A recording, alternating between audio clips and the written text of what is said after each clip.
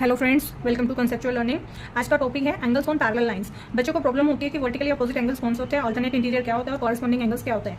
ठीक है, मैं आपको वर्टिकली अपोजिट एंगल बताती हूँ। वर्टिकली अपोजिट मीन्स जो आमने सामने है। इस एंगल के सामने ये वाला एंगल है, तो ये दोनों एंगल आमने सामने है। लाइक अगर ये एंगल ए है तो ये एंगल बी है, इसी में angle A is equals to angle B होगा।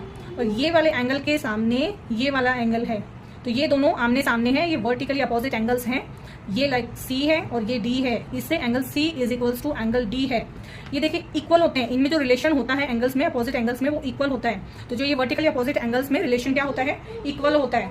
ठीक है, ऑल्टरनेट इंटीरियर एंगल्स में जो दो पैरेलल लाइंस के बीच में जो ऑल्टरनेट है एक दूसरे के ऑल्टरनेट एंगल्स, ये एंगल इसके ऑल्टरनेट है, ये एंगल ए है, ये एंगल बी है। Angle A is equals to angle B होगा। ठीक है, ऐसे ही इस एंगल के इक्वल ये वाला एंगल है।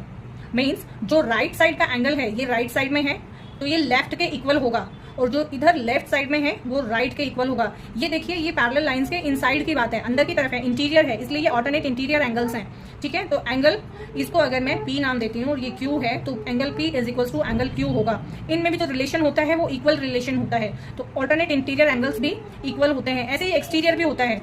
ठीक है, ये कॉरेस्पॉन्डिंग एंगल्स क्या होते हैं, मींस एक लाइन के जो दो पैरेलल लाइंस हैं, दोनों पैरेलल लाइन में जो ट्रांसवर्सल लाइन ये है, ट्रांसवर्सल लाइन के एक ही साइड में, अगर ये राइट साइड में इस पैरेलल लाइन के ऊपर है तो ये राइट साइड में इस पैरेलल लाइन के ऊपर है, तो ये दोनों एंगल लाइक ये एंगल 1 है, ये एंगल 2 है, तो इसमें रिलेशन क्या होगा, angle 1 is equals to angle 2 होगा। ठीक है, ये कॉरेस्पॉन्डिंग एंगल्स हैं। कॉरेस्पॉन्डिंग एंगल्स में रिलेशन इक्वल का होता है एंगल्स के बीच में। और इसी तरह ये जो लेफ्ट साइड का एंगल है, ये लेफ्ट वाला अपर साइड में है इस लाइन के, ये लेफ्ट वाला अपर साइड में है, तो ये दोनों इक्वल होंगे। लेट सपोज ये एंगल नंबर 3 है और ये 4 है, तो angle 3 is equals to angle 4 होगा। इसी तरह ये नीचे के एंगल्स होते हैं, ये लोअर साइड में लेफ्ट साइड है, ये लोअर साइड में लेफ्ट साइड है, इस पैरेलल लाइन के लोअर है, ये इस पैरेलल लाइन के लोअर साइड में है, इसलिए ये लोअर दोनों इक्वल होंगे। लेट सपोज ये एंगल नंबर 5 है और ये 6 है, angle 5 is equal to angle 6 होगा। इसी में ये एंगल 7 और ये एंगल 8, तो angle 7 is equal to angle 8 होगा।